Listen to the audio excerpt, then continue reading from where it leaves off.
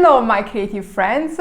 Today we are going to paint a lovely but simple botanical dreamscape. It's something a bit different where we are going to use the wet on wet technique first to create the sky, and then we are going to use a round brush to create these leaves that are popping from all of the corners of this page. I'm also going to use a silver marker just to add a few elements that add to this dreamy painting.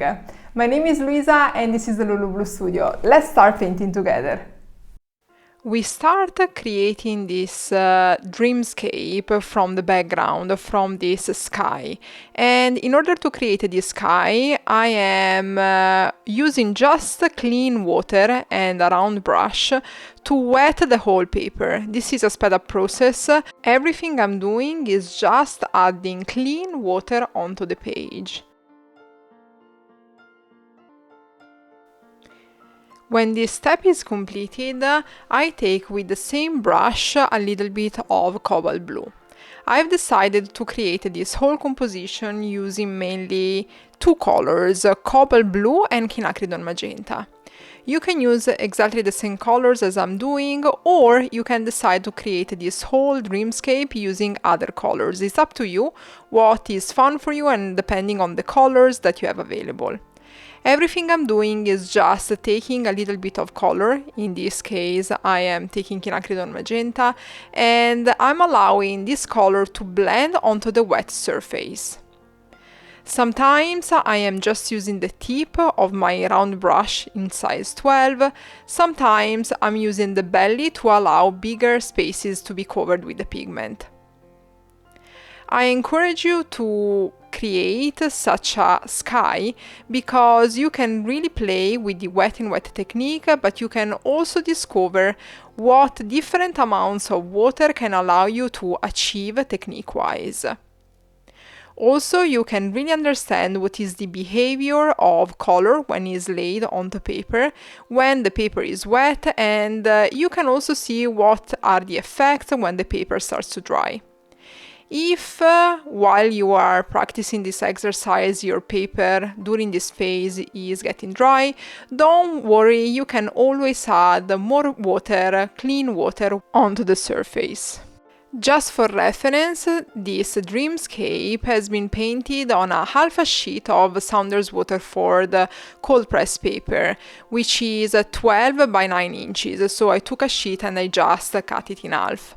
And this half page is first painted with the sky, then the sky needs to dry, and once it's dried we can start to add the leaves with a round brush in size 6. I am taking a very concentrated amount of Quinacridone Magenta, so I'm using the same color I've used for the background, and just with the tip of this brush I started to create the branch of these leaves. So the branch has been created with a very soft line. It means that I didn't add too much pressure. And then I started to create these leaves by adding some pressure to the belly of this brush and then releasing the pressure to create the tip of these leaves. This is a perfect exercise to practice color values because in this exercise we are removing part of the pigment in the cup of water to create leaves in different color values. For example, as you can notice, the first leaves in Quinacridone Magenta are very dark, they are very concentrated in color. Then I removed a part of the pigment in the cup of water and I've created the other two sets of leaves. After this, I have just mixed onto my brush a little bit more Cobalt Blue, so the same color that I've used for the sky, and I started to create leaves in the same way. I have planned this tutorial to be very simple in composition because I want you to practice brush strokes, to practice the wet on wet technique, practice the water control, because many of you told me that are struggling with this part of watercolor. And therefore here I encourage you to use your round brush and really start to play with some brush strokes that have a high concentration of pigment, while some other brush strokes have less pigment with the same amount of water, and see what are the results, what is the final effect that you can achieve on paper. I thought of creating leaves for this tutorial because I know that leaves are some of the subjects that most of us like to paint, and these are simple elements that we can also practice with the pressure and release of the brush technique. You can create these leaves practicing the color values, so having some leaves with higher concentration of pigment, while other leaves have, for the same amount of water, less pigment. And you can also practice creating these leaves in different sizes. In fact, one of the suggestions that I always give my students when they ask me how to create cohesive and beautiful flower composition overall is to be careful to add leaves in different sizes. And so I thought of creating this tutorial where you can really practice your leaves, but also beside the shape of your leaves, also the sizes. In this tutorial, you don't need to worry about which colors to use. Keep it simple as I am doing, and use always the same two types of colors to create the leaves of your composition.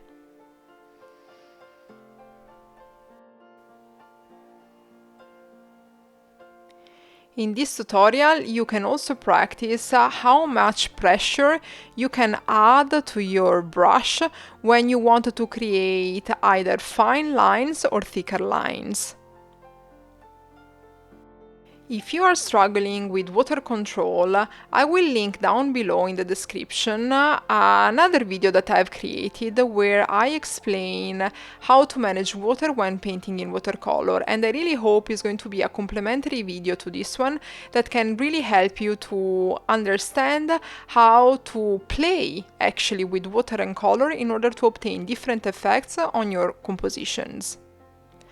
Also, if you like this video, press like down below and subscribe to this channel because it really helps me to create free content for you to watch.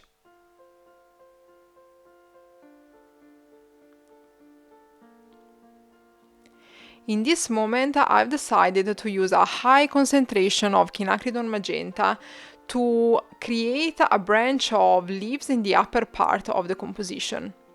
While the branch and the first leaf have been created with a high concentration of pigment, all the other leaves I've created are very light in color value. It means that I've removed most of the pigment in the cup of water, and I've proceeded creating these leaves just by using a little amount of Quinacridone Magenta. In watercolor, a little amount of pigment really goes a long way, so you can really test these different percentages of water and pigment in this composition, creating different types of leaves.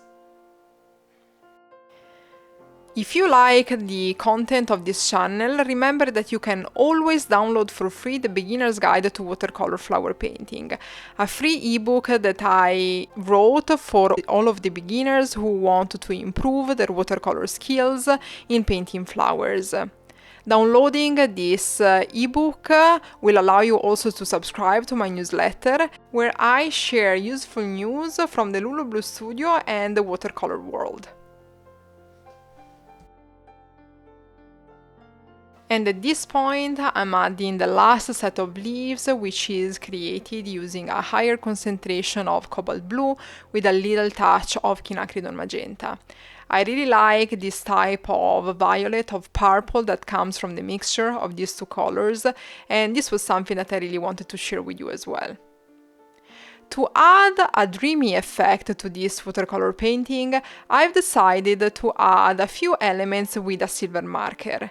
This is just a marker that I found in a shop, and it is useful to create added elements on your, for example, watercolor flower painting or any watercolor subject you decide to create. Recently, I found myself discovering more the world of mixed media, so mixing watercolors with other types of media, for example, inks or markers, as in this case. So I've decided to bring you along my journey, and I hope to inspire you to try different medias as well on your watercolors. At the moment, what I am doing is just to add these small little bubbles of silver color in different sizes all over this painting. And I've discovered that mixing these media really on my painting while I'm testing ideas for YouTube videos or for my Instagram account really brings me a new sort of inspiration that I never had before. And so I encourage you to try to paint these type of tutorials where there are mixed media coming together, because they can really be helpful inspiration for your paintings as well. If you don't have such a type of marker, don't worry, you can recreate a similar effect creating bubbles, for example, with a small round brush and using some of your watercolor or gouache, for example, colors that you have available. And at this point, I've decided to give a different kick to this watercolor painting, adding a few brushstrokes as layers on these leaves.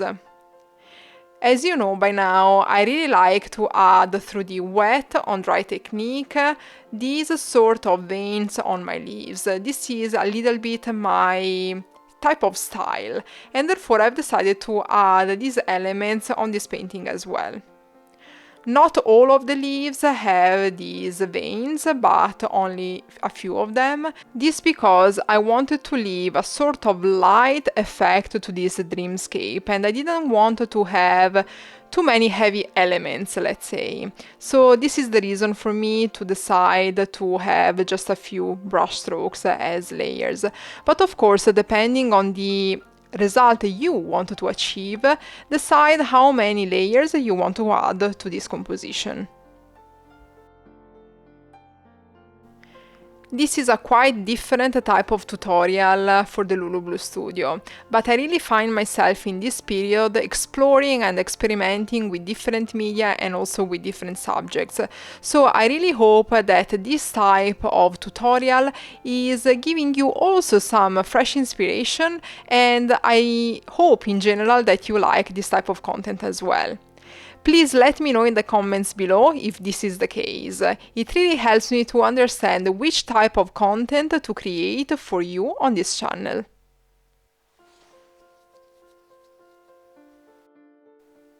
And at this point, I'm quite happy with the result, so I remove the tape and I enjoy looking at this dreamscape I've created using different techniques and media.